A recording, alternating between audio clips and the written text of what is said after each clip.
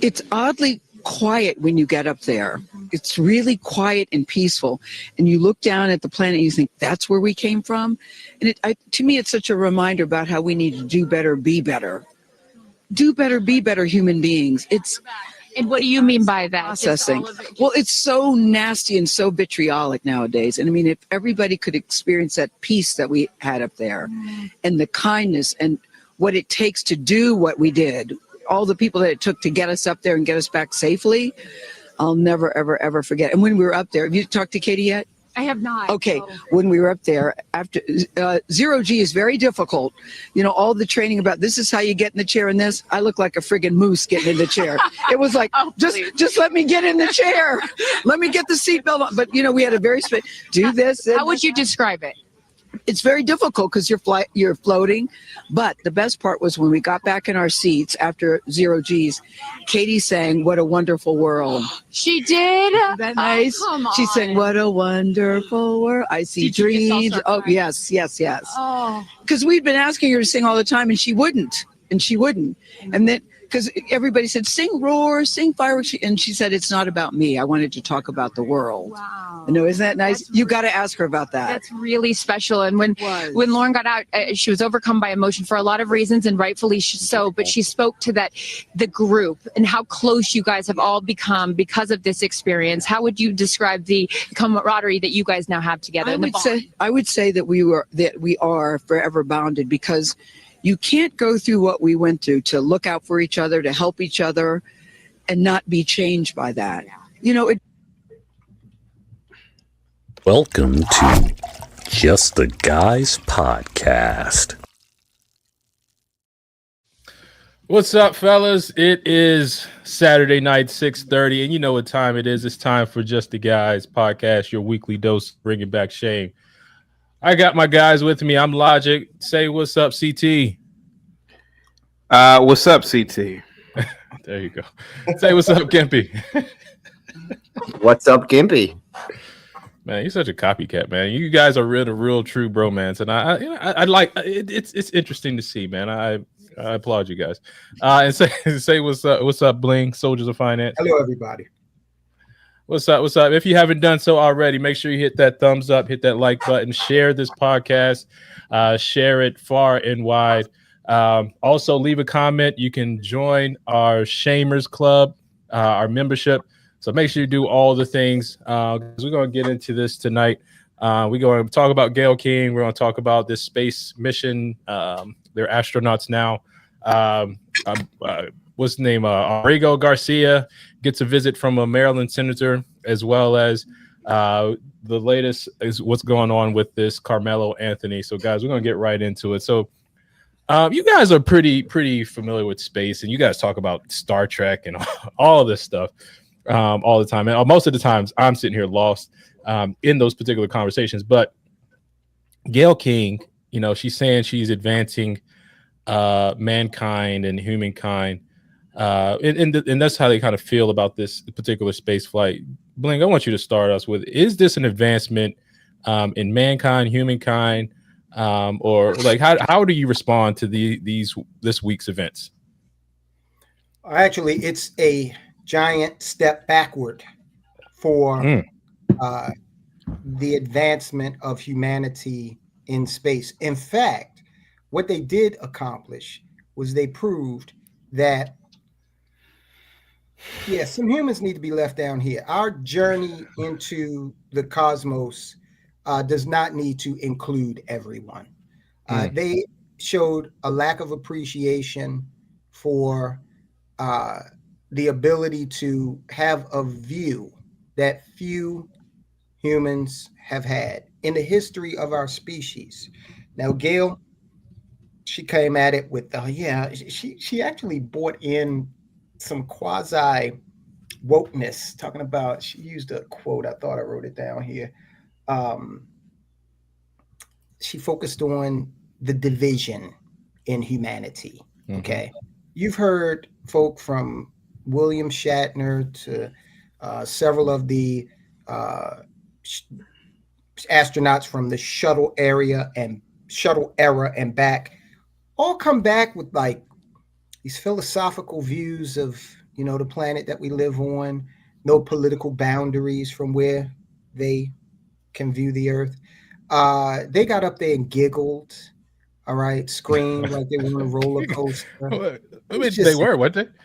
Yeah, I mean, basically, look, and from a technical standpoint, Blue Origin, people need to understand, Blue Origin is not a real space company. It is an advanced amusement park ride, okay?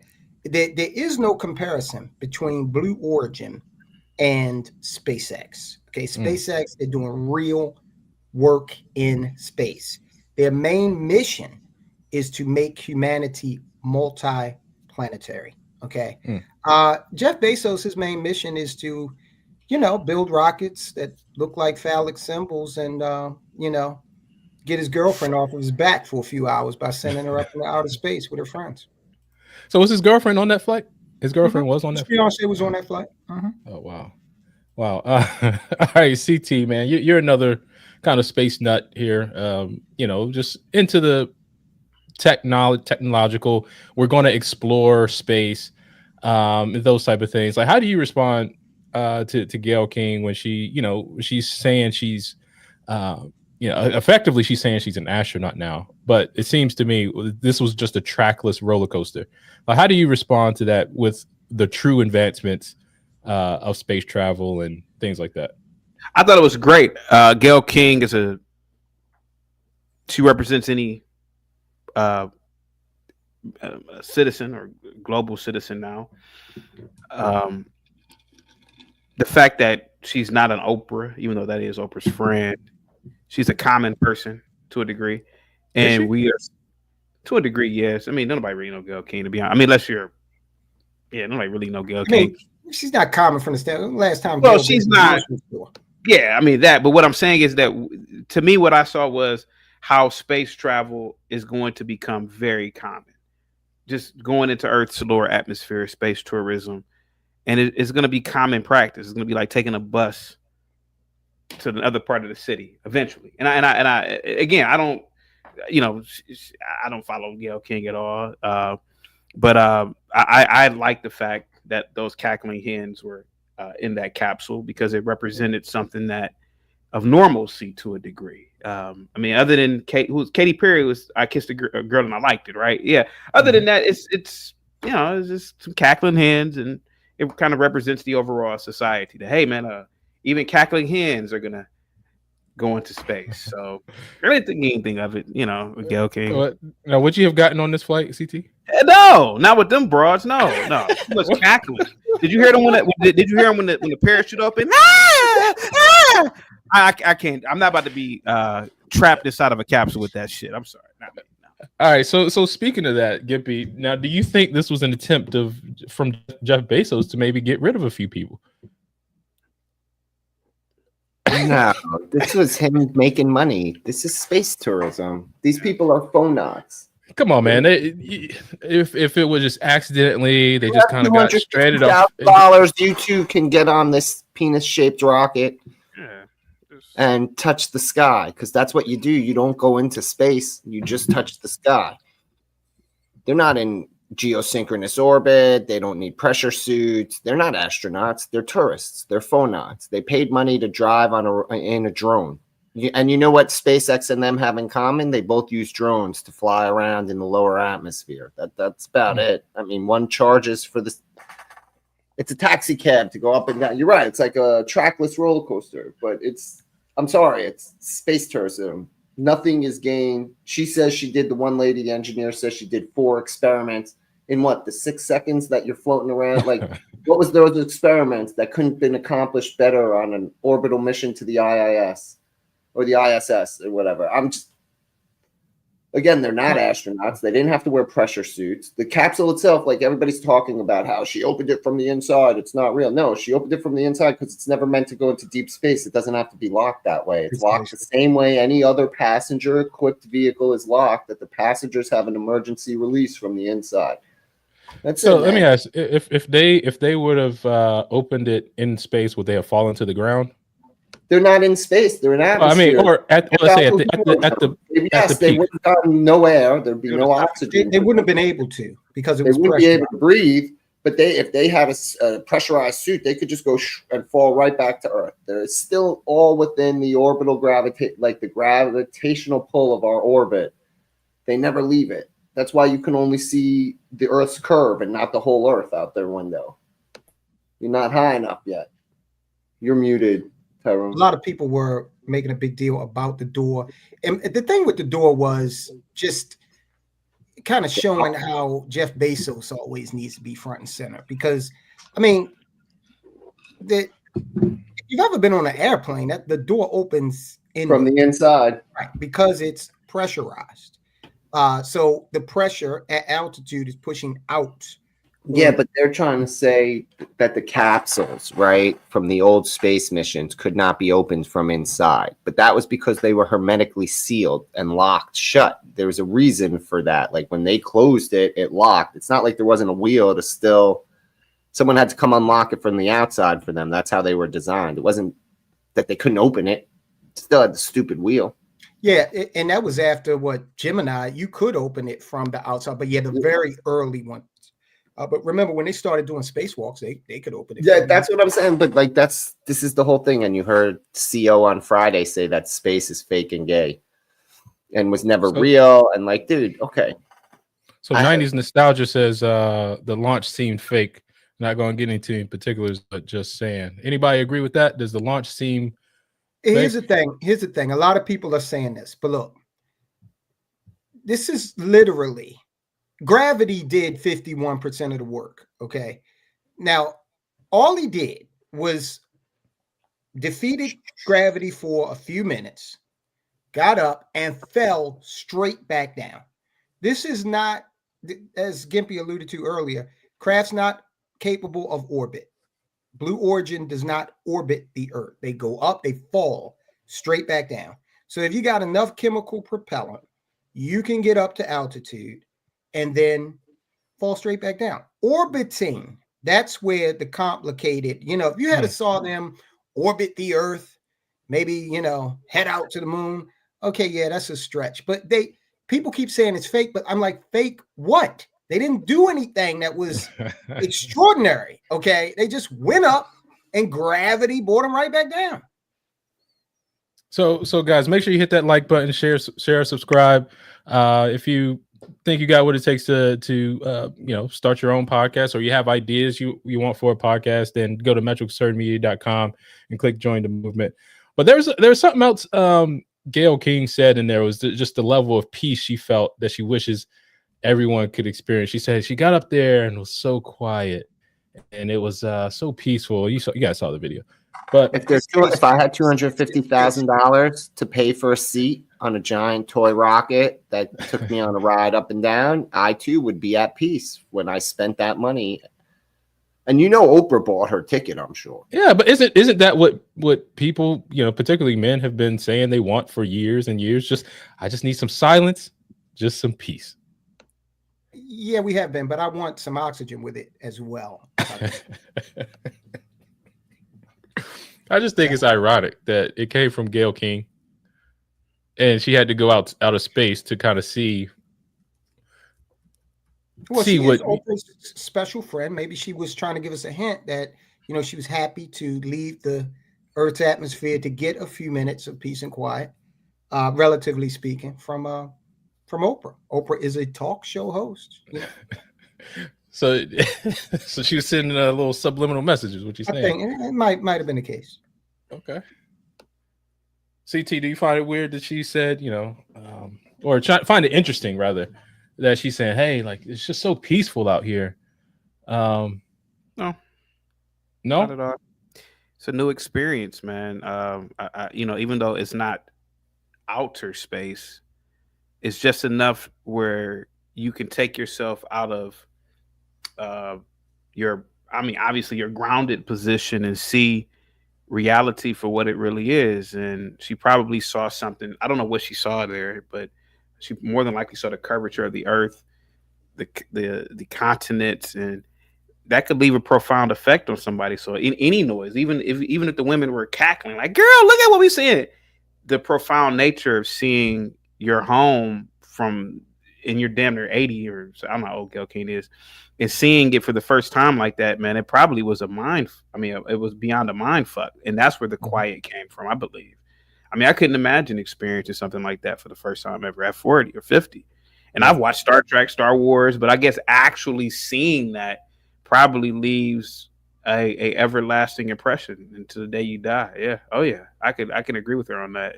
But you're saying though you wouldn't have gotten peace on this flight.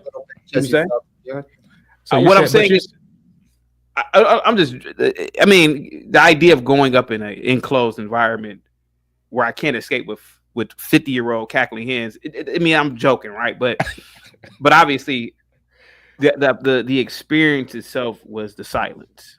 Like everything doesn't make. And there's no concept of all the people screaming, and there's no concept of even fear. You look, dude. The first time I skydived, it was and I went tandem, and it was a profound experience, man. And I don't think everything, like when the parachute opened, for some reason I didn't hear anything, but I think it's because I was just like looking at everything. The noise drained itself out because everything was just profound. So yeah, oh yeah. And I could imagine even climbing like Mount Everest or some other big ass. The higher you go, there's probably experiences of silence that you get from the euphoria of it. It's just like with running, Logic. There are times when I've gone on long runs, man, and that runner's high, and I could be running like on a main street, and it seems like there's no noise for some reason. It's just I'm in the zone, and I would assume that's how it is probably in levels of basketball, or maybe not football, maybe, but probably in basketball. Jordan said he couldn't even remember sometimes scoring some 40, 50 points because he was just in this zone, like he just blacked out. Yeah, oh yeah. So I can understand Gayle King. Yeah. So Gimpy, would you have been at peace on that flight with your companions? Am I in the same ship as those ladies? Yes. So the same one. No. I'm trying to shove them out the airlock as we reach peak orbit. That's correct. Like all of them. It'd be an honorable way to die. Be very Klingon if I took all 5 of them out at once. That's why I was asking is if Bezos was trying to like Bezos was trying to get peace back in his house, and maybe it's Oprah telling Gayle King, if you're not careful, I'll finish sending you to the moon next time. Hey, she could be sending a message too. I mean, hey, I don't know, but look, I mean, I think anything, kind of this to me, that is it is an advance in science. You just from the capability of being able to do this, right? It's not just it's not necessarily who went. It's just saying, hey, like you can do this. Now, who was it? What was the one that the submersible? What was that one? Was that Blue Ocean? Yeah, no. What was that guy? He named his craft. Didn't he name it Titanic? Wasn't it called the Titanic? No. That's submersible. I forgot what it was called. But it was. I thought it was the same or similar company.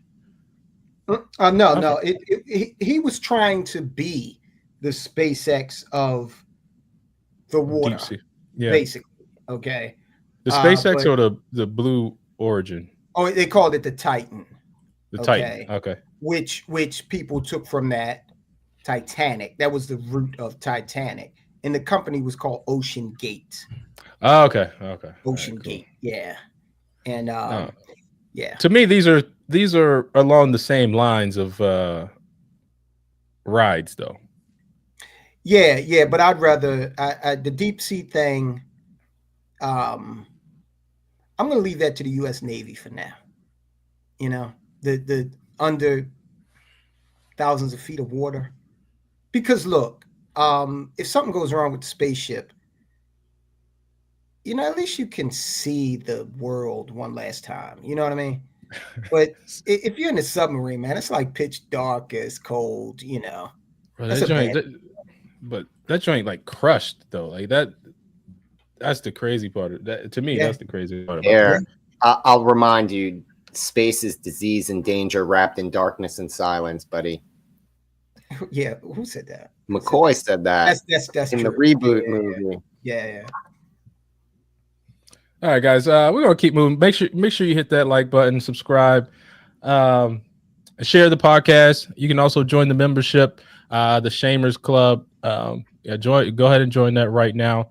Also, make sure you check out all the other Metro Conservative Media shows and podcasts. We got just the guys. That's us here.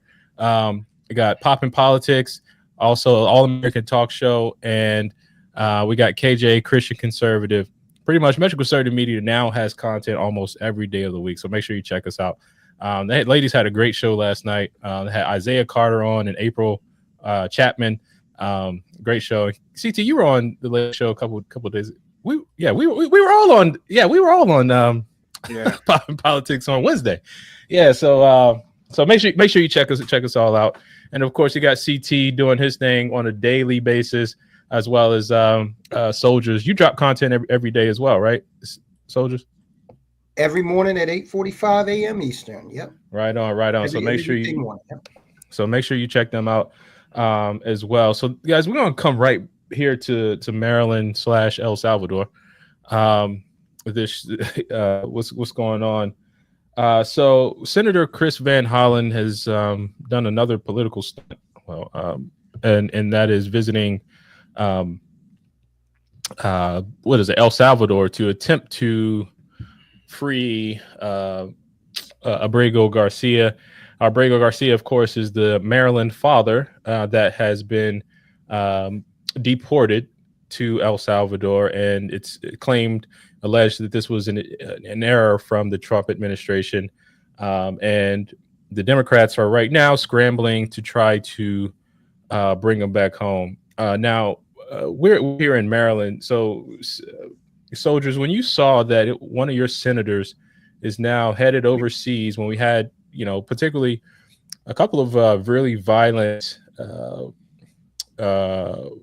cases with illegal immigration here, and he's going to see this guy, MS-13 potential gang member, and now and ignoring the Rachel Morin and the other young lady.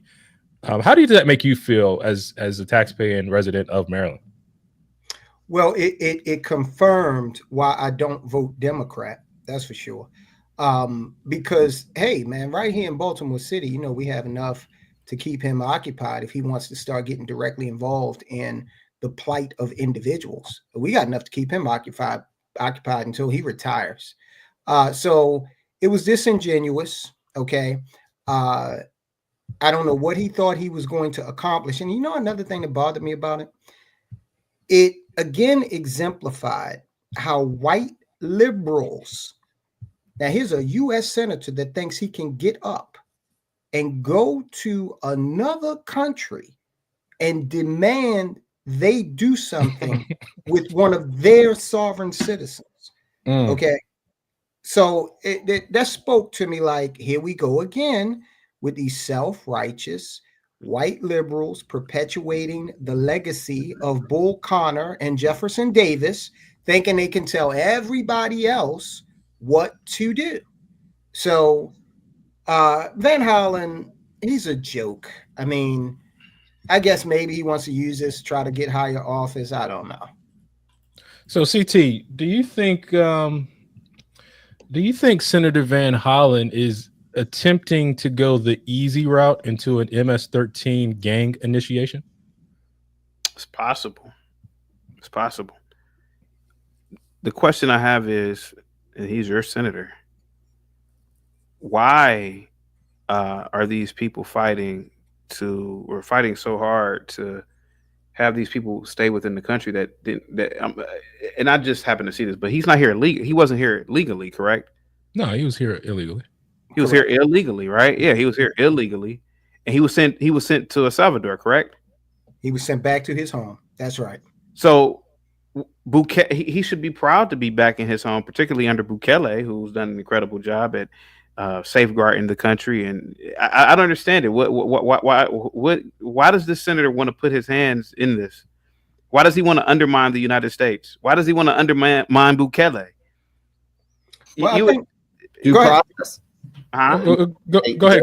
the due process claim. They're saying that this guy's due process, it's not about this guy. We don't care that he's a terrorist or he's an MS-13 or whatever. We care that he didn't get the due process that should be afforded him because we have the rule of law. And again, if they're talking about the due process, it's not what they're selling it to you as. It's not like he comes back and he gets a whole nother trial. He's already been deported and has a deportation order. He comes back to pick. Either go back to El Salvador or go to a country of your choice that'll take you. That's it. He doesn't ever get to stay. There's no math. That what they're hoping out of this is out of some form of shame or embarrassment, this illegal will defeat the system. Do you really think that Bukele's going to give him back? He's a citizen of El Salvador in the custody of El Salvador. America can't do anything to make this happen other than sanction. So who are Democrats really like standing up for nowadays? Like, because you know the Maryland governor Westmore kind of celebrated this and said, you know, we'd like to see you standing up for this Maryland man.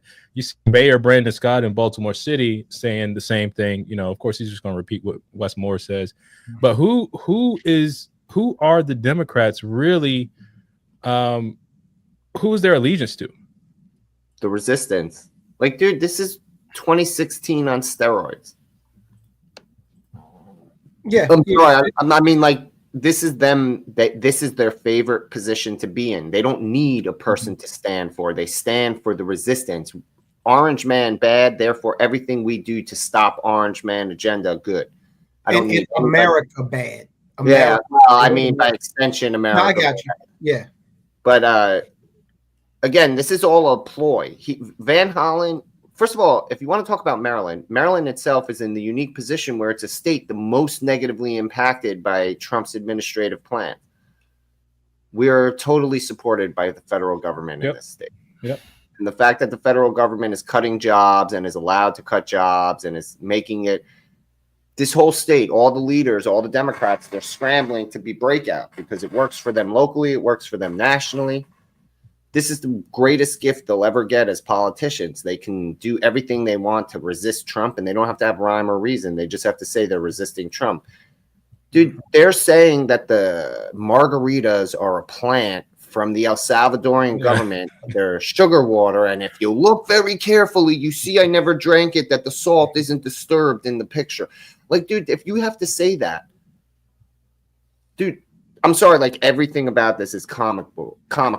it is. The first press conference, the second press conference, like even the things he said, like you can clearly tell he had a conversation with the State Department between the first and second press conference, and he got educated on what the actual law is, like what is going to happen if he gets. So CT, I want to get you in here a little bit, man, because I had this philosophical question. I actually posted this question in a local government, Baltimore City. We have a Baltimore City voters group in on Facebook, but I posted this question in the group. Didn't really see any responses, but from a philosophical point of view, are we to send like federal representatives or local representatives across, even overseas, to undermine the U.S. government? For example, like our leadership is saying this is what we're doing, right? The president of the United States is saying this is what we're doing, but you have these governors and then congressmen that are going to these various countries and saying, I don't care what the president of the United States says, this is what we're demanding. So is there, I guess, room for people to undermine their own country or government, and what should the consequences be to something like that? No, there's no room to undermine the government. And truth be told, we need to get treason back. Like there should be what is the legal definition of treason, and how can it be used in a situation like this? Like, can you charge somebody like this with just treason at this point? I mean, it's like, how does it? I would go as far as say treason at this point. Why do you want these people in the country? Isn't there procedure? Why are you undermining what the president is saying? When's the last time somebody's been convicted of treason or charged with treason in this country? Yeah, it's been a while. Edward Snowden. Was he tried? No, he was charged. He said he just asked charged with treason. He escaped before they could catch him, right? He's in Moscow, cozy with Putin. But it seems like this is like common practice now. I mean, the mayor. Dude, it always happens. Like, but I understand. But it seems like, so for example, with the whole tariffs thing going on, the governor of Maryland goes over to, what is it, Korea or wherever he is? I forgot where he is. Japan. He goes over to Japan and saying, hey, don't worry about what the president is doing. Don't worry about what the president of our country is doing.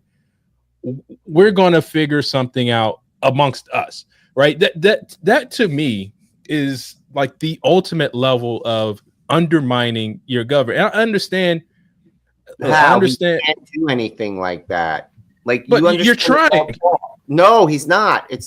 No. This is where everybody is wrong about politicians. You have the idea wrong, the math wrong. The only two times a politician is doing their job is when they legislate and when they administer their legislation. That's it. Those are the only two times. The rest of the time, they're politicking. What that moron is doing, let's say the resistance, the opposition politician, they fly to somewhere. They either meet with business leaders, private investment, or friendly, people in the government who are against the whatever our will is that we agree with their government, right? Like opposition to that government. It's all for show. Nothing ever comes of it. They write letters, they make declarations, they sign pacts, but all it is, it's not even worth the paper that they write half this shit on, because governor of a state can't override a federal tariff. What he can do is get his state to give them a tax break in order to offset the tariff. They do that to lure business in. That's the whole point. That's what Trump wants them to do. If anything, that they're playing Trump's game. Because if you fly halfway across the world to get North Carolina or Maryland to give a in-state tax reduction to offset the tariff, so you come and bring your factory to North Carolina or whatever, then Trump won. They might think they're resisting, but that's exactly what he's asking them to do in the first place, is renegotiate these deals and make it favorable to the U.S. to get the business inside the country. But again, normally it's just some businessman that's paying a lot of money for this to happen, or it's politicians showing their true faces for politicking purposes, like this whole thing with Van Hollen. Dude, at first he couldn't even meet with anybody because he just up and went. I'm just going to go make a photo op. Yeah. And because he made a photo op, he got a meeting with state that got him to meet. They got Bukele to meet, bring the guy to him. And then all of a sudden, he's from being in prison, they have him. But it's all I will tell you, the governor, be aware, the governor of Maryland is going to run for office or run for higher office, or the president of the United States. And I think he's building his team and seeing who's willing to do what. And I think Chris Van Hollen may be on Westmore's team. Right, that's a good point. When it comes down to it. The two leading candidates for 2028, according to what's his face, Nate Silver or whatever, says she's one and he's two. Wow. America, listen, because we got a lot of people from a lot of different places on the live stream tonight. Just remember that name, Wes Moore. You're probably already familiar with AOC. Who's not? Wes Moore. Basically, to sum him up, great value Obama. Okay. If you're not familiar with the Great Value brand of products, that's Walmart's generic brand, or Kirkland. Kirkland sells some great paper towels over at Costco. This is the Kirkland Barack Obama. I mean, this guy has no substance. He's got us in a $4 billion deficit this year. It's going to balloon next year. All right. Yeah, it's bad. It's bad. So I do want to continue with this Abrego Garcia, because she did an interview with Michael Strahan. I thought whatever his show is, Good Morning America or something like that. I want to play this little part of it, and I want you guys to kind of I want your immediate responses to how she responds. Honestly, but just knowing right now that he's a. Let me go back to his question. 7 days. Understand it, and how did you learn about his detainment? Yes, it's been 37 days since March 12th, since my husband was abducted. It's been an emotional roller coaster, honestly. But just knowing right now that he's alive, that day he was with our 5-year-old child, and we've continued, our faith has grown, and I keep him in my prayers to bring him back home. And how did you learn? Now, let me ask guys, does this sound like a woman that wants her husband at home? Now, CT, I'm gonna start with you. Does this sound like a wife that wants to bring her husband back? Yeah. Yes. I mean, I didn't really. How should she sound? Or how do you think she should sound? I'm just asking you the question, man. I'm just asking the question. Play the video back one more time. Let me say it again. Let me see it again. Let me say it again. Let me look at it. All right, we're gonna play it back one more time for CT. Right? Okay, let's go back.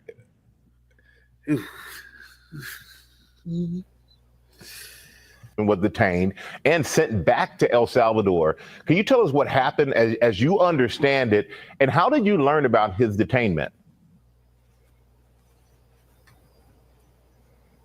Yes, it's been 37 days since March 12th, since my husband was abducted. It's been an emotional roller coaster, honestly. But just knowing right now that he's alive, that day he was with our 5-year-old child, and we've continued, our faith has grown, and I keep him in my prayers to bring him back home. She wants him back. She wants him back. And something came to my mind right now, Logic, that might be a little bit off the subject, but still on the subject. You know what they should do to these people? You know what? Kind of like buck break them. Have them go into a room with their flag, since they are here illegal, right? You're here illegal. You're living off of the U.S. citizen. I think she's here legally, though. Okay, well, have her go into a room and say, you know what we want you to do? Have them put a flag, like their countries, like the country they came from or her husband comes from, they whatever flag on the ground. You got to spit on this flag and say, F this country, and this country ain't shit. I think we need to start doing shit like that. Just buck break people. Because I'm starting to realize is that if your country is so great, why are you here? Why are we fighting? Why is this in the media? Why should the American people give a shit? How great is your country? Here, you can stay here, but you got to do this now. What do you think, Logic? You think we should buck break this woman?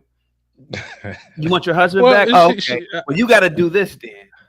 You got to go into a room and defecate on the flag. How bad do you want your husband back? And do it on national TV. Have it on the jumbotron in Times Square. Hey man, I have some wild beliefs about this, man. Oh man, so we have to clip that one. So it's like it's exhausting at this point. Man. Yeah. So Gimpy, do you think this is a woman that wants to bring her husband back? She probably wants her husband back because even though she has 2 orders of protection against him previously, now it's monetarily valuable for her to want it. I mean, there's a cash king for her. I promise you, there's a GoFundMe somewhere. There's offers to the television movie, right? Made for TV movie about his. They did it for the little kid, the Cuban kid. What was it?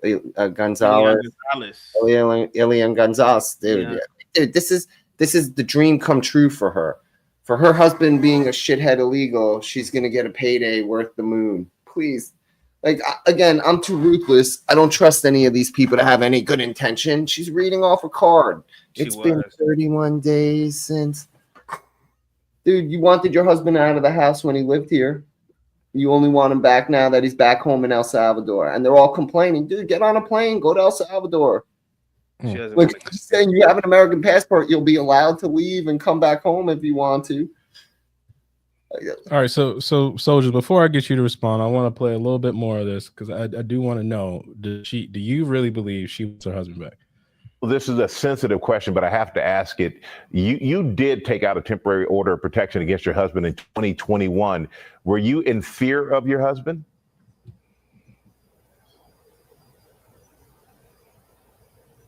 Husband is alive. That's all I can say. Okay, and I'm not going to push on that apparently, but all right, Tyrone. I mean, there are plenty of battered women. They call it battered women syndrome. They want to remain, a lot of these situations want to remain with the person that's abusing them for whatever reason. But, as others have said here, now there's a big incentive for her to at least play this out. Okay. Hell, she, at this point, she might be thinking, there's a financial windfall here that is also possible to have without him. So, she may be desirous of that, so she was definitely reading. Yeah. She's definitely being handled by the powers that be. But, if she wants to demonstrate real love for her husband, she should say, hey, look, I'll follow you anywhere in the world, I'll come down there to be with you, So again, she has an American passport, right? Like she's use it. So use it. You're so upset your husband's trapped in El Salvador. Go rally the El Salvadorian government, because technically that's who's keeping him from returning to the United States. That's true. I mean, it's also the 10-year ban on travel to the U.S. for being deported, but yeah, I mean, so I want to ask it one more additional question and just open it up. Is there an MS-13 maybe element to this? Because, we do have, of course we got the kind of government element, right? But if her husband is gang affiliated, allegedly, could there be some retaliation from gang members if she doesn't say the right thing? Well, I think it's a little bit more than allegedly. The dude has MS-13. Well, I'm just trying to protect our brand right here. Just I got it. But in the gang world, 2 separate courts found to have there's serious consequences to putting gang paraphernalia on and not being affiliated. So there are very serious consequences to that. But I don't know, man. Maybe that's their next angle, is to try to use that. But then again, no, because liberals like to coddle, these MS-13 is just been misunderstood, man. Well, they have been designated a terrorist organization. So ever since President Trump got elected and signed those executive. By who? By Trump. President Trump. Yeah. Right. So then it's pretty much invalid. These are just misunderstood youth, man. Come on now. Dude, they just have a cultural tattoo fetish. It's very cultural for El Salvadorians to get, representations of MS-13 across their knuckles. Why are you so bigot? Why? Yeah, why, man? I mean, they have to. Why do you hate El Salvadorians? Logic. They're so they have to put up with lack of privilege in this world, and here you are, okay, living how in the hog in America, persecuting these misunderstood MS-13 youth. How dare you? Migrant. Did you see that Babylon B video? Which one? About just that. Came here for the American dream, to freely commit lawlessness as much as I want. I wanted to. They said, the actor in their video said he wanted to murder 5 people, as many people as he wanted, and that American dream has been cut short. Here's the litmus test. Here's what we should do. We should say, Senator Van Hollen, here's what we'll do. Let's bring Garcia back tonight, and let's put him in your neighborhood. And that way, you won't have to travel all the way to El Salvador. You keep an eye on him and his friends that are bound to come over and celebrate his return. Let's put him in your neighborhood. Because, the white liberal, they don't want it. They're the NIMBY crowd, not in my backyard. You saw when the Hispanics came to Martha's Vineyard, right? They gave them a box lunch, and their asses were out of there that day. That day. But don't you think they do just enough to say so they don't have to do that?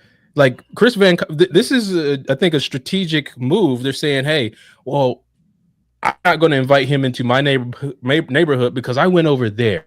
I went over there and tried to get him out. I tried to fight for him. I tried to talk to the president. And when he gets back, he can stay with you. Right. That's their attitude. Right. That is their attitude. All right, guys. Make sure you hit that like button. Subscribe to the show. Join the membership, the Shamers Club. Support the channel. Also, if you haven't already, check out all the Metro Conservative Media shows, Poppin' Politics, Just the Guys, of course, that's us here. All American Talk, as well as KJ Christian Conservative. Guys, we want to hit 1,000 subs here. We're so close. But Soldiers, you were looking just not too long ago about how many YouTube channels get over 1,000 subs. And what was that number? Only 10% of YouTube channels have over 1,000 subscribers. Wow. And we have 2 channels represented that's well over 15,000 subs right now, right? You guys, CT's channels growing, Soldiers channels growing. And our channel, we're right here, right almost at the 1,000 mark, but we know Poppin' Politics is well over 150,000. And you know, other and KJ Christian Conservatives over 1,700 subscribers as well. So this is rare air, guys. Like, you know, this is what we do here. We just grow. But make sure you guys support what we're doing. All right, guys. Next, again, this has been a crazy week. Oh, hold on, I forgot to do this before we move on to the next up. I do want to show this because the White House responded to Senator Van Hollen with this. If you didn't see this, New York Times published a headline: "Senator meets with wrongly deported Maryland man in El Salvador," and this was the clapback from the White House where they strike wrongly and Maryland man replaced it with MS-13 illegal alien. Who's never coming back. So you know, the White House ain't playing, guys. And it's good to see that happening. So all right, yeah. So have you guys been following this Anthony Carmelo Anthony case? Like for whatever reason, I think this case should have been kept local. It should have been, you know, kind of handled as, you know, as a local issue. But it's really starting to make national news. It has been making national news. It's making the rounds in everybody's, you know, minds and ether. But you know, if you aren't aware, Carmelo Anthony, a 17-year-old student, it was Austin, Texas. Was it Austin, Texas? No, it's somewhere in Texas. And at a track meet, got into an altercation, and Carmelo Anthony ended up stabbing Austin Metcalf, and you know, he killed him. Now, a couple of weeks ago, we did play, you know, a couple of clips, and I want to start with this part of the conversation with this. And we played something where the Metcalf father, so Austin Metcalf's father, so Frisco, Texas, thank you. So Austin Metcalf's father said he forgave Carmelo Anthony. Now, some of us, you know, some people said, hey, well, he shouldn't have done that. That was just kind of virtue signaling. Others said, hey, you know, this is just a sign of a father being a good father. In our conversations this week, you know, this is kind of where we left it, but I want to hash it out a little bit here. Tyrone, you said forgiveness is a weakness. Explain yourself, brother. Okay. All right. So when we touched on this earlier in the week, and you can correct me if I'm wrong, I got the impression you were taking the Christian tact of, you know, forgiveness is divine. Listen, I'll be the first to tell you, when I get to the pearly gates, if I get there, I will have some explaining to do. I hope you're not in line behind me, because it's going to take a while. But when we talk about forgiveness here on this earth, I'm looking at it from the Machiavellian standpoint. Okay. Human nature is such that depending on the situation, if you respond to it immediately, especially with conciliation and apologies, you are viewed as weak. Okay. And I think that is exactly what is going on in this instance. All right. If he felt as though in his heart he wanted to forgive, there was no reason to broadcast that to America.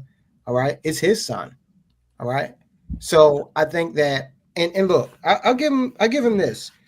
Emotions are running high for both those families. I give them that.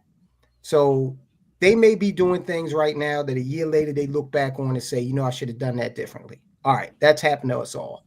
But I would not have forgiven the young man publicly or privately. That's just me. I'm not holding anybody else to my standards.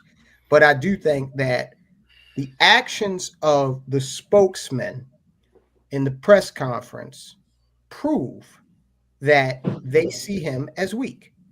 All right, so we're gonna get into that. Okay. But I want to CT. Okay. Forgiveness is a weakness. Do you agree with that? From Tyrone's perspective, do you see forgiveness, and you know, with this case as the backdrop, do you see that as a weakness? Logic. If you hit a man, his wounds will heal. And if you steal from a man, you can replace what you've stolen. Now that was from Don't Be a Menace to South Central While Drinking Your Juice in the Hood, but there's a lot of truth to that. I don't believe that the father looked weak for forgiveness, because I believe that 99% of things can be remedied. Hey man, I heard you were gossiping about me, man. I got the audio footage of it. Hey man, how can I make it up to you, man? Okay, well, now we're talking. Hey man, you slept with an ex of mine. I'm pissed off at you. Why did you do that? How can you make it up to me? Hey man, you did this, you did. I think that money solves a lot of problems. All it's gonna take, man, let's be honest, man. 2 children, lives are ruined, period. Well, however the outcome with Carmelo. Carmelo Anthony's father, his parents can say, let's go to the negotiation table. Let's make it transparent. Let's make it for the world to see. How can we remedy this situation? I just think about things in this magnitude. Now, that may be the most extreme thing to do with this type of case, but the majority of things you can remedy just with that paper. That paper, man. That's what I believe. I've always believed that, you know. So yeah, I don't think his father looked weak. I think his father should, hey man, I forgive him. Now he needed to call the family and say, look, now I went on camera and I killed 2 birds with 1 stone. Now I'm, you know, because if I didn't forgive you, think about the racial tension. Think about what can explode. So me forgiving you as a white man, you know, I'm kind of helping y'all out, your people. How can we remedy this? How can we remedy this stuff? Now my son is never coming back. But I'm a greedy capitalist with that one. Yeah, it's all about the pay, all about the money. So Gimpy, to you, is forgiveness a weakness? And with this case as the backdrop. No, it's not a weakness, but he's not doing it for a reason that makes it valuable. He himself walks around with a guilty conscience. He himself is a known horrible degenerate. He's convicted SA. So, of course, he's the first one to say don't judge, because he already is living in a world where he's begging everyone not to judge him. So you're talking about Austin Metcalf's father? Has an SA on him in his record. So of course he's going to say, don't judge. He's someone who's begging the world not to judge him for his past mistakes. So, I mean, whether it's good or not, I don't know. I can't tell you. Most people interpret kindness as weakness. So forgiveness, you know, I'm in line to believe with Tyrone, you got to be careful. But forgiveness isn't about the other person. You know, someone said it in the chat. I think James did. But forgiveness is about yourself. It's you letting go of the aggression, the egregious or whatever, right? Like the transgression. You're saying, you know, you wronged me, Giovanni, but I forgive you so that I'm not burdened by it anymore. But again, most people will interpret that as you being weak because you're not reacting back. But is forgiveness bad? No, forgiveness is ultimately an excellent thing. But again, I like CT's idea. Fuck you, pay me. And I like CT's idea too. But the thing is, in order to make that work, you got to be across the table from reasonable people.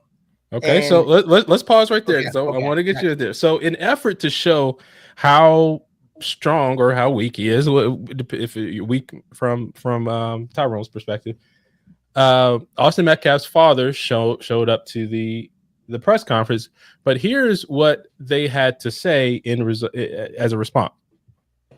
So it don't be asked later, as that was disrespectful and just shows you all the character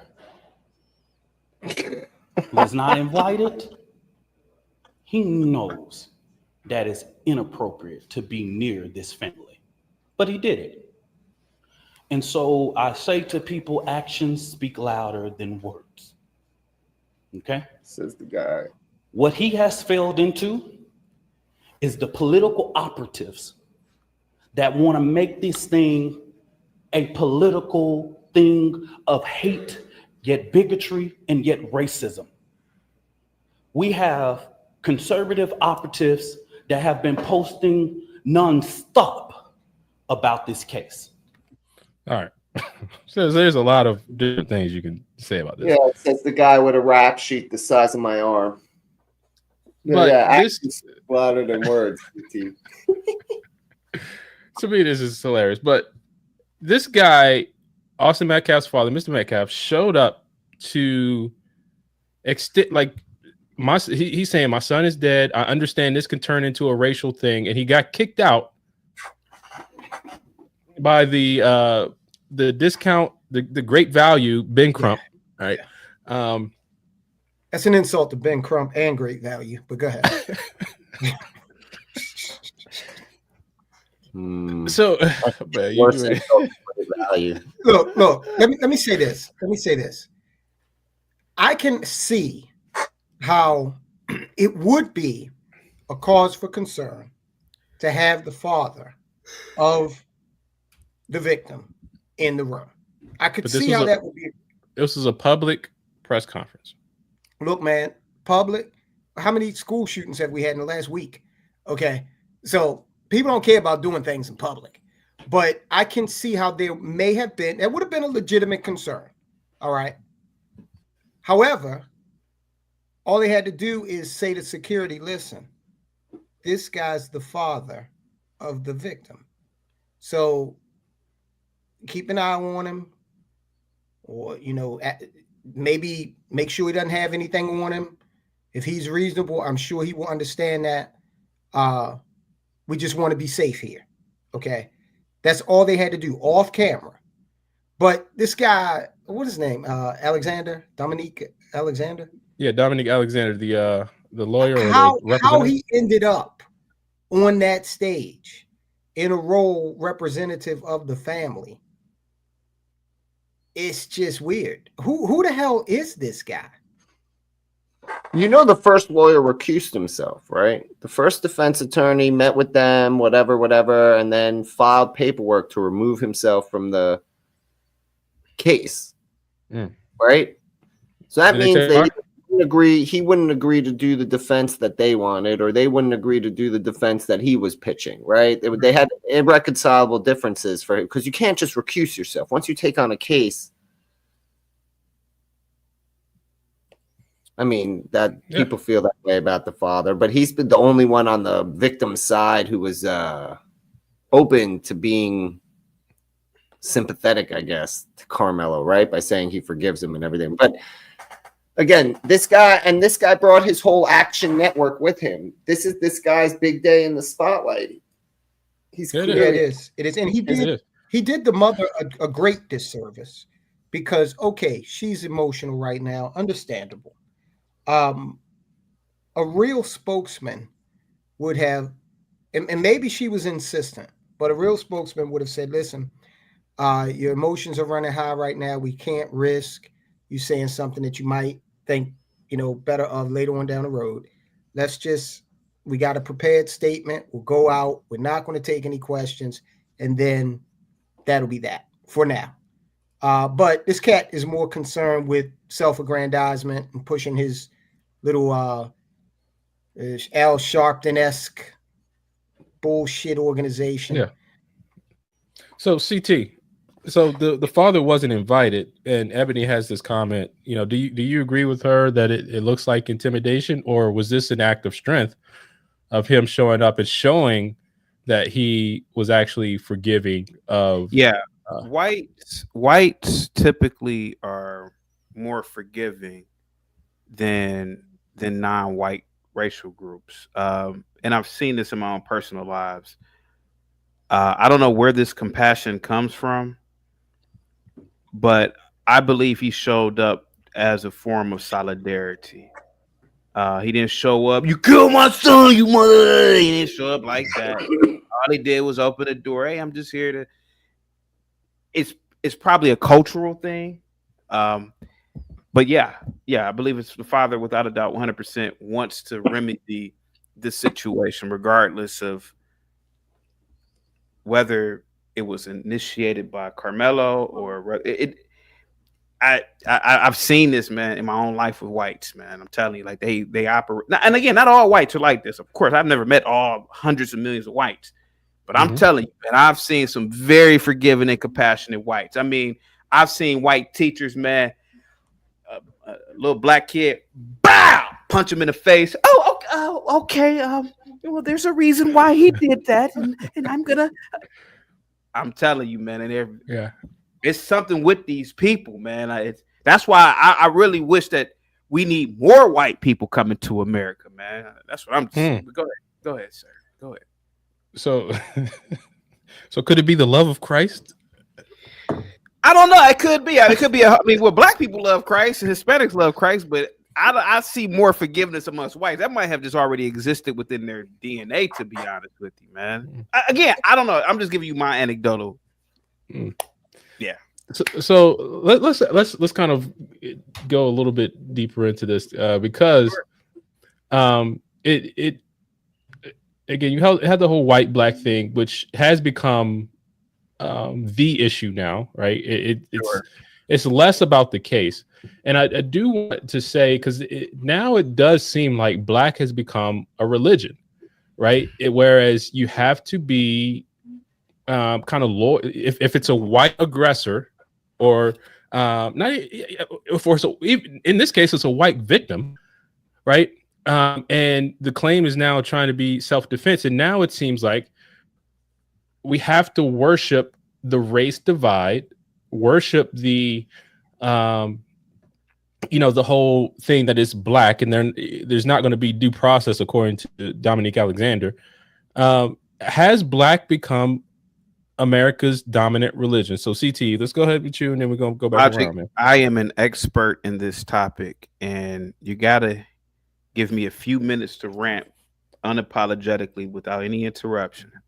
All right, go ahead. Need the big screen too? I don't want to do all that. What is religion? One of it is there's many aspects within religion. Doctrine, movies, books, school curriculum, media narratives. That has become scriptures and sacred text, pretty much used to indoctrinate believers. Films like 12 Years a Slave, The Help, When They See Us, they are treated as moral lessons and foundational truth. And to question them, you become a heretic.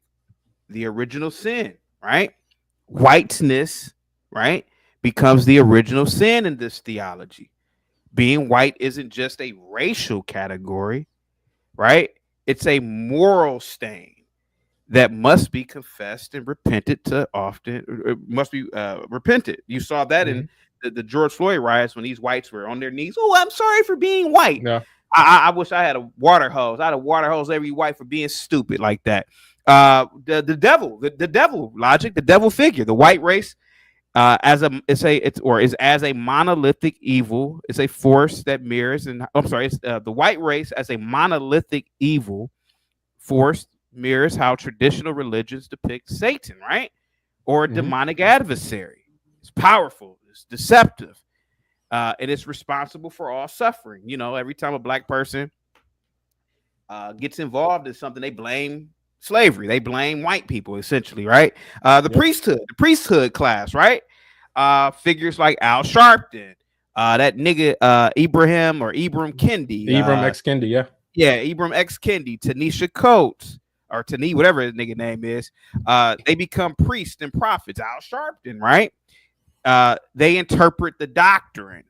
They perform rites of racial penance and anoint the woke, right? Their authority can never be questioned. I got involved with Tariq Nasheed, and now all of a sudden I'm the worst thing that happened to the black race. Excommunication. Dissenters, even blacks like myself, who question the narrative, whether it's people like Thomas Sowell, Candace Owens, me, we're labeled as traitors, apostates, and coons, right? And holy sites and rituals, right? That's a part of religion. Protest, DEI seminars, book clubs become religious gatherings.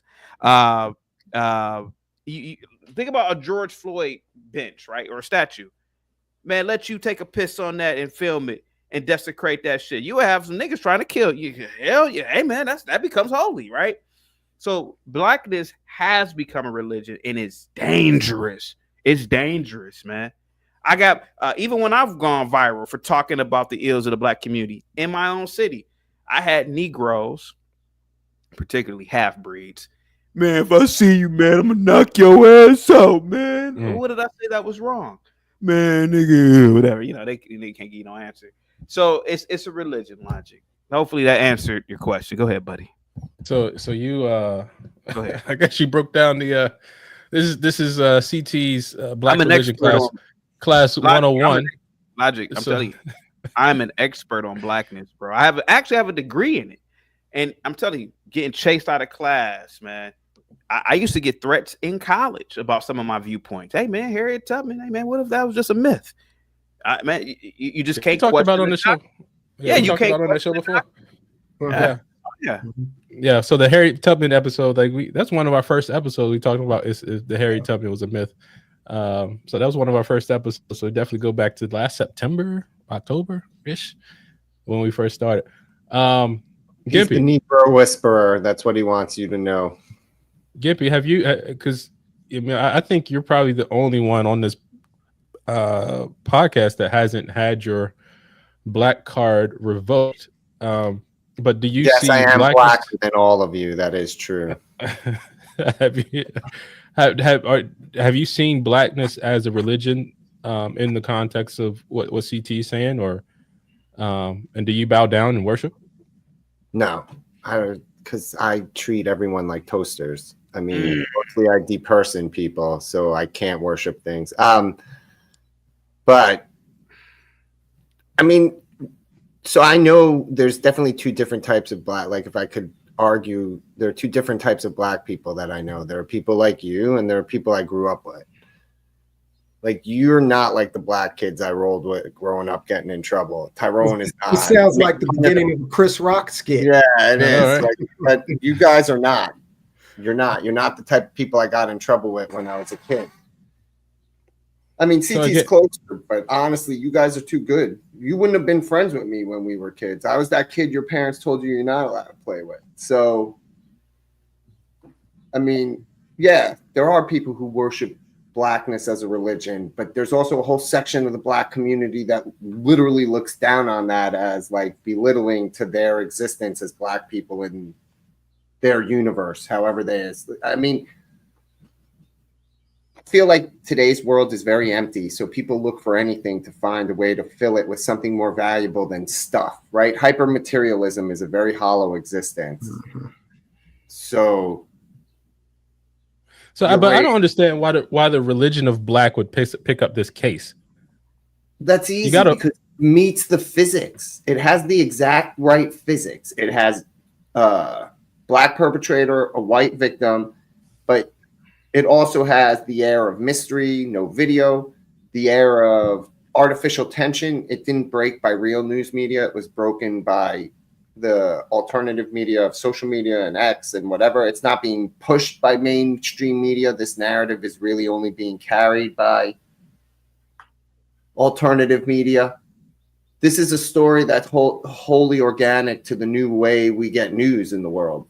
It fits a mold very uniquely, and it pays for clicks. The thing I've been saying the whole time, right? Like, everyone hates me for this, but I don't care. Both kids are a wash for me. If one kid isn't smart enough to get a teacher who's less than 10 feet away, and the other one isn't smart enough to de-escalate and walk away, I don't care, right? Both of them to me are a wash. But at the end of the day, everyone's in it for clicks. They only care about it for content. We're only talking about this because it's going to get views and likes and commercial and ad revenue and super chats and everyone else. It's the same. It's a universal norm. And until something else can capture the news cycle to do something equal or greater value, this is going to be the story for social media. We're going to find that the dad is bad. The lawyers are crazy. There's an incident. Everything's going to be inflamed because it gets clicks. Yeah. So Tyrone, is forgiveness in the religion of black? Like, is this something that the religion of black believes in, forgiveness? Good question. Let me answer that, but let me ask Ebony to just expound. Ebony, you commented on the father going to the press conference, and part of what you said was it's inconsiderate. But expound on that, if you would, please, because Carmelo's not the victim. So I think you and I share the concern that, this could get dicey from the standpoint of, retribution. You never know what's in folks' minds. But just expound on this, if you would, please. Now, to your question, Logic, is forgiveness in the faith of blackness, I guess you would say. Religion of black. Say again? The religion of black. Okay. John Small made a comment. He said, Ibrahim X. Kendi says, the only cure for past discrimination is to discriminate in the present. And that is true about Kendi, X Kendi, whatever the hell his name is. That is one of his philosophies. Okay. Now, that would presuppose that no. Instead of forgiveness, you have the antithesis, which is revenge. I'd like to ask him, so how many white people do we have to lynch to make up for this? Where are we going to get them from? How do we remedy this based on your philosophy of treating, we all agree that Jim Crow and slavery were horrible eras in the history of this country. We all agree with that. So we need to put forth the question to the group that is, espousing this philosophy of retribution. So if you agree that was horrible, and now you're willing to foist that upon a group of people who had nothing to do with it, I guess it doesn't have to make sense. But to answer your question, no. In fact, the antithesis of forgiveness is the tenet that they hold dear. So I guess retributive justice. So I guess in the religion of black, it seems like there's going to be this forever, like, turmoil. Mm-hmm. I mean, because if there's no forgiveness, if there's no way we can get past this situation, right? What's next? I mean, we talked about that. We talked about that a few shows back. Look, if the the high priest and priestess of this religion, they don't want salvation. They want perpetual dissatisfaction. Because Al Sharpton can't eat without racial division. All right. What would Ibrahim X. Kendi do? Maybe work at Walmart? No shade to the folk that work at Walmart. But what would he do? All right, go ahead, CT. Go ahead, CT. Real quick, what's the girl who got laid off from the sport? Jamil Hill. What would she do? CT. I've had live streams about this, man. If I went to a pastor, a big pastor, of course, and said, "Hey, man, I found Jesus, man." "Oh, where'd you find Jesus?" At CT. "Shit, man, I took a trip, and he's living at the most southern border. I mean, the most southern city in South America." And I showed, and I got proof. Here you go, right here. That pastor killed me, man, because it's over. It'll be over, right? The religion will be over. You don't need the religion anymore. He wouldn't have a congregation. I'm telling you, the reason why, the same thing with this black shit. Logic, you have black people that call into my channel. They're living better than most of the whites. Not even just calling to the channel, but most whites in America.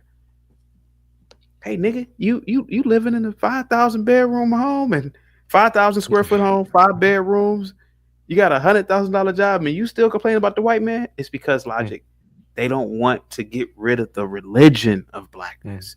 They have to be oppressed, no matter how much they have and all the freedoms that they have. Indoctrination is real, man. And I'm telling you, man, this needs to be studied at a high level. Is blackness a religion at this point? And is it dangerous, man? So I want to play another clip because I do want to ask another question. Who is the black religion's God? We were on Poppin' Politics the other night, and KJ had asked a question about why conservative men are calling out like what's going on with women and things like that and what have you. And I played a clip of a comedian saying, just talking about how Adam and Eve were in the Garden of Eden, had everything they wanted. They didn't want for anything. If they wanted something, they could speak it and it comes. And talking then about the Bill Hicks clip. And then the woman said, or Eve said, "It's just not enough, is it?" Right. So in the religion of black, it does seem like there's just not enough. It's just never enough. So, but I want to play this particular clip because I want to look at where is the man and where is the woman. So let's play this real quick.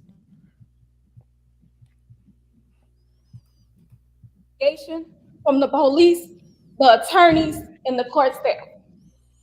Our address and my husband's previous employer's address has been put on all social media platforms. My husband had to take a leave of absence because he's afraid what may happen to our family. His mental health is deteriorating day by day. We have endured death threats. All right. Who is, I don't know. Who is the black religion of black's God? It's oppression. That's the deity. It's oppression. It's the narrative that my life is a constant struggle and overcoming this struggle. Now, I don't know what the heaven would be in the black religion, but I have to overcome oppression. That's the God. God is always testing me with oppression. It's oppression. That's the entity, oppression. I don't know, or it could be something else, Tyrone. What do you think? No. If you think about it, in religious from a religious standpoint, heaven is never really, salvation is talked about, but heaven, there's not a lot of detail. Okay, it's paradise. Okay, so there doesn't have to be a lot of detail. It can be amorphous. It can be that great getting up morning, whatever it may be. And that's kind of the beauty of, like, remember when Barack Obama came out with Hope and Change? Well, that meant 1,000 different things to 500 different people. Okay, so you could apply your own definition. All right, and I think that's basically what the heaven is in terms of the religion of blackness. I will say about the clip, I'm I don't even like speaking about these polarizing events. I got kind of a policy where I don't, especially in the opening weeks of it, because there's always a fog. I tend to wait until the trial. Okay. With the mother, I'm telling you, man, I'm going to give them a pass simply because this is, and the mother and the father didn't do anything. Okay. The alleged assailant is the son. So the mother and the father, you could be the best parent on earth.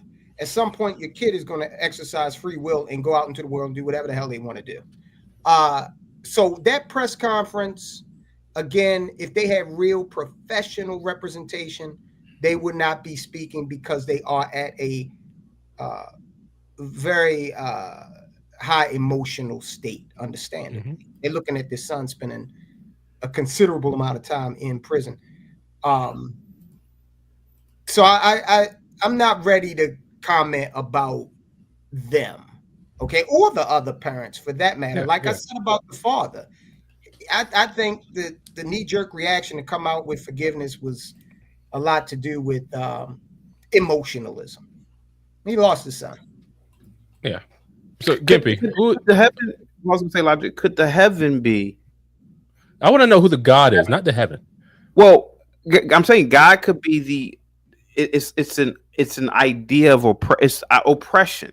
I know it sounds crazy, right?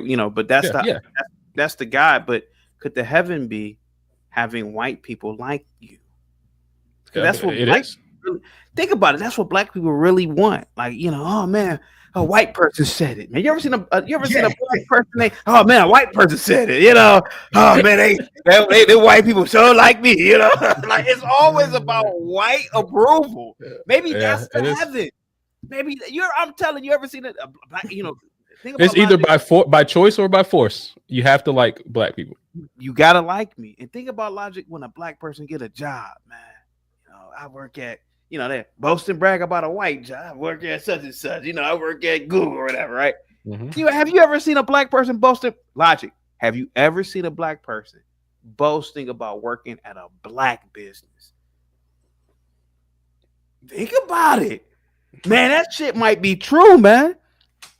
Hey, man, I work at Tyrone's restaurant, But you'll see a nigga bragging about working at a white man business, driving a white man car, something like. Hey man, maybe that's the heaven. Everything just white. Go ahead. White approve. So Gimpy, what do you have? Who is the religion of black from? I like who is the God? I'm gonna go with oppression is the God, deity, or the deity thing. I like his version of heaven, and I would say the black woman is the religious leader, right? Like the priestess or whatever, like the all comes from her and her guidance to the black community without the deity body, right? Like it's like you think of it like the Holy Trinity. The black woman would be the embodiment of the oppression on earth. Man, why did it take you to say that? How did you see that? You saw it. Because I don't care, man. I'm ruthless. I get dragged all over the internet daily, so I don't really worry about what I say. Even my boss told me, like, I know what you say on the internet. It's not getting you fired. So, I'm good. So the black woman is the God. No. It's the body, like the religious. Black woman is the God. The black woman is the blessed mother. Yeah, it's like the earthly realm of, right? Oppression is the intangible deity, like the Holy Spirit. right? And the black woman is like, and the body of Christ. And I know it's Easter, so I shouldn't say it like that. It's disrespectful, but like it's that sort of it's the physical representation of the oppression on earth. Right. You got to understand, Logic. You got saints throughout this thing, right? Look, the mayor of Baltimore just celebrated, and recognized Saint Grace Day today. Yeah. Okay. You got Saint Floyd. All right. So it's a little, complex. Well, you had the deity, but I don't know. It seemed like because we are seeing particularly black women and a certain type of black women. We talking about this 92% here. So shout out to the 8%. And if you don't know what I'm talking about, go back to the 2024 election. But the 92% who says, hey, we're sitting up and watching. There's people on my Facebook feed that say the black women are God.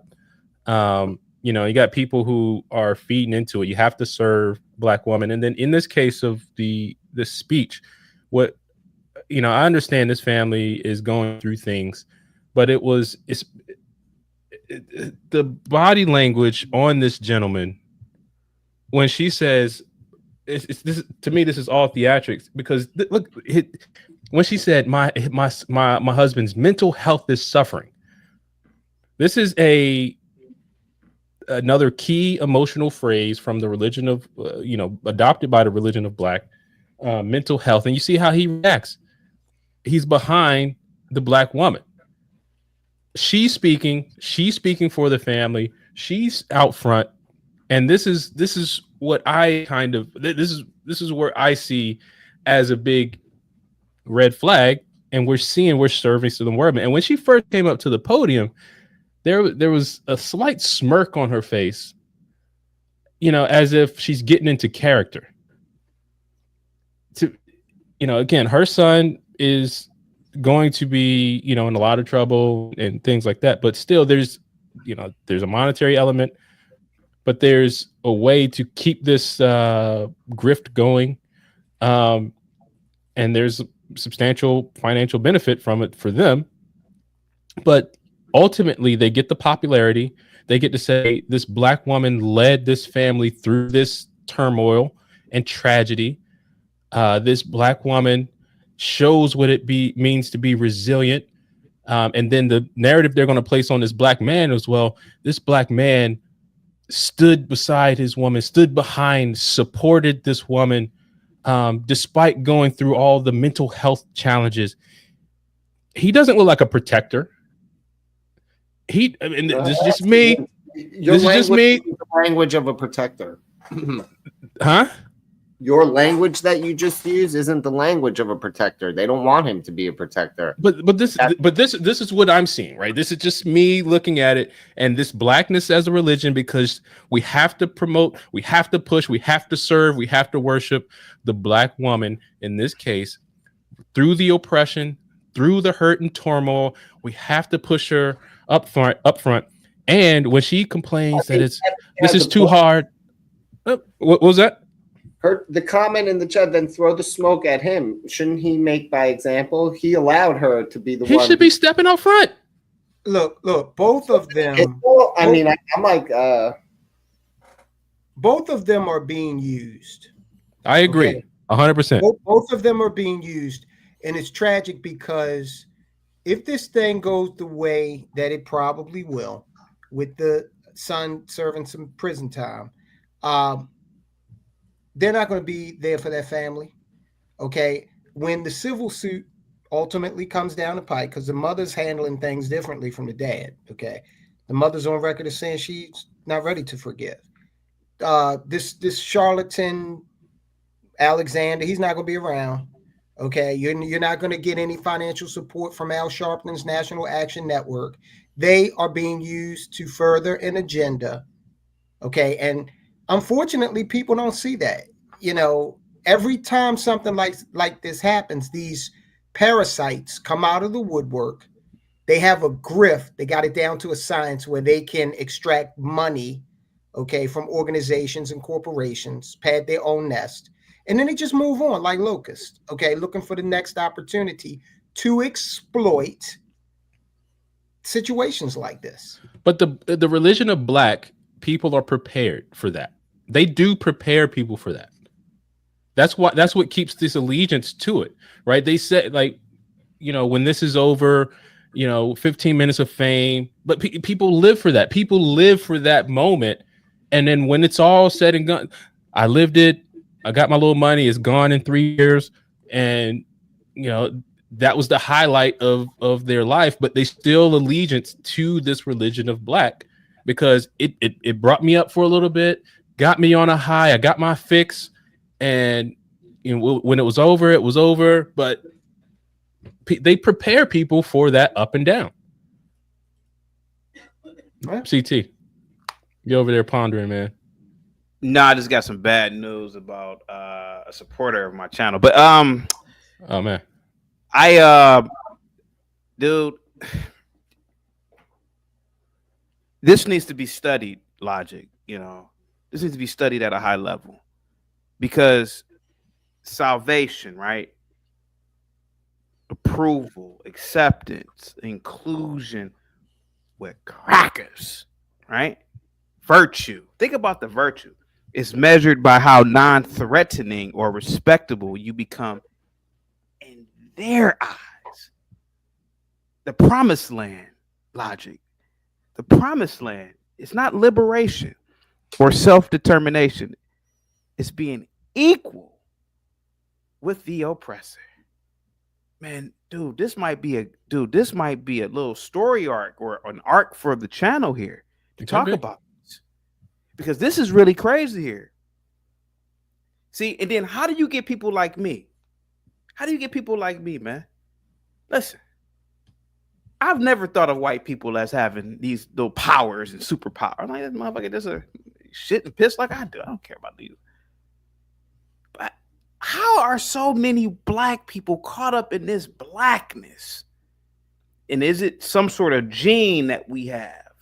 Because, you know, why are we so super religious? You know, a lot of Blacks are super religious. Are they super moral? Man, maybe not. But a lot of Blacks are super religious, and you can't question doctrine.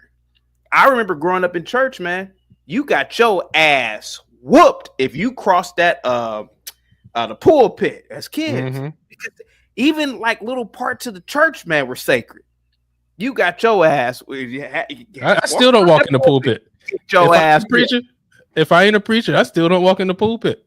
When people invite me to speak at church, I'm like, yo, can we stand on the floor? Yeah. Like, think about so think about how Blacks are with religion, man. I mean, with race.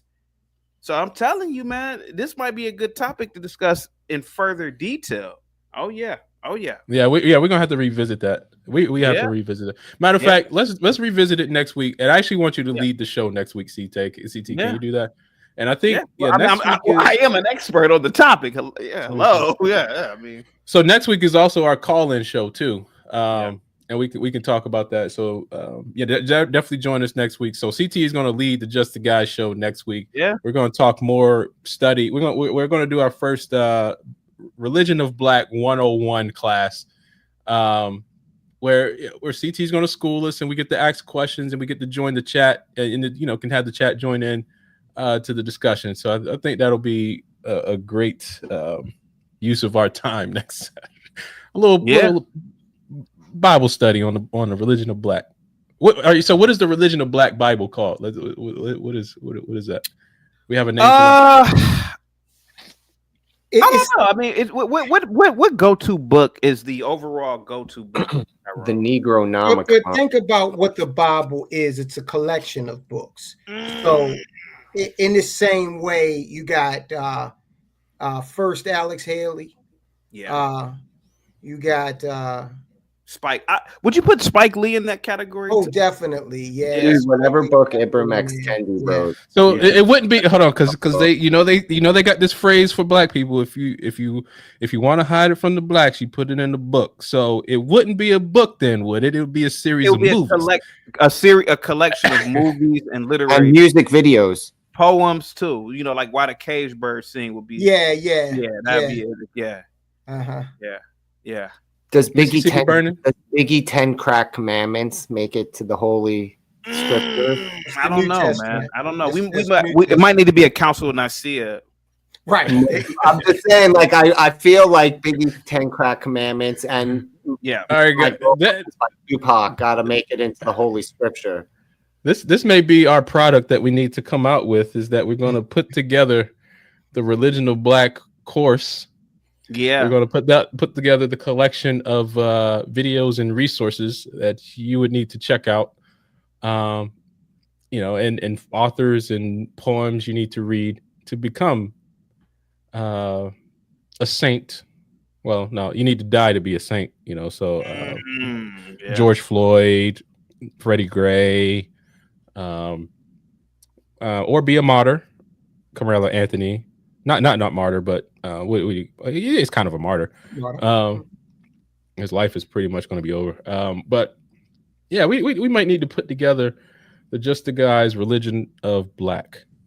Dude, he wouldn't be a martyr. He'd be equivalent to like Old Testament, the Jews who have like Pinchas, right? Like went into the city and skewered all the Jews who were sinning. See, that Carmelo Anthony would be that sort of character in your. So here's a go. Mark, shout out to Mark. Forget going to 1K, you'll go to 100K if we stay on that topic. So hey, man, this may be it. This may be our ticket right here. so guys, we're gonna come up with that, the Religion of Black, and then Gimpy will be the first member. Well, I'll be the first black member. Yeah. Because my black card was been revoked for a long time. Oh yeah, I got a good credit score, so you know. All right, guys, we're gonna wrap up for tonight, man. It's been a great show, and you know, sorry we missed Reason tonight. Of course, when you're not here, you had the Do Funny flu, but you know, shout out to him. I want to play this one last clip. Hopefully, it'll play right. Hold on, let me get it into the right spot here, and I'm gonna unmute it, and I'm going to share it. Present, share screen. Guys, just remember we got to bring back shame, because this right here is, to me, disheartening. But I'm going to play this real quick. And I want to get you guys' thought on this. All right. What the baby? What the baby? Fuck the baby. Fuck the baby. Give you the Bacardi. I'm ready to say fuck the motherfucker. Ready to beat the motherfucking baby. Fuck up. You sound like a nigga. Yeah. Fuck the baby. All right, guys. This is really why we got to bring back shame in our neighborhoods. Yeah, that's level of degeneracy is not affected by shame. Yeah, I'd agree. But if we had a culture of it, it wouldn't get to that far, would it? Even if it was a skit, I get what Tyrone is saying. We can't shame that. It doesn't matter if you're black, white, or plaid. That's degeneracy. That is disgusting. Yeah. Like that's as bad as those women who get up there, the white women. I had 20 abortions, and that made my life amazing. Yeah. Why are men more appalled by abortion than some of these women? Like, abortion is, to me, is one of the most appalling things I've ever seen in my life, man. Because women have been convinced that being mothers is a prison. And killing the baby is liberation from your imprisonment. But what I'm saying is, if there was a level of shame in the culture, would it have gotten to this far? Yeah. No. If we had shame, if we never let people, like if we kept shame as a common part of communal existence, like 80% of the problems wouldn't exist. Yeah, like, Japan. Take a look at Japan. That's a high shame society with I learned this week. Japan even has toilets that make, an ambient noise. Yeah. To obscure biological noises. Okay, they're that. Wow. They're to that level with, reducing shame of any kind in their society. Wow. Yeah. Wow. So let me ask, what book of the Religion of Black Bible would be abortion? Or would this be in it? I don't know what book it would be, but it would be written by Margaret Sanger. Mm-hmm.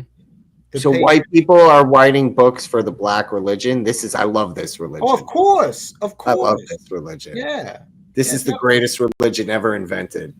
Yeah. It's birth people. You're witnessing it being born right here. What was the guy that invented the Nation of Islam? Farad? The Honorable Prophet Elijah Muhammad. No, it wasn't Elijah Muhammad. It goes back a little bit beyond him. It's a white guy. God damn. So that's not unprecedented. So you're saying a white guy invented NOI? Wow. Not NOI. NOI is the security apparatus. Fruit of Islam?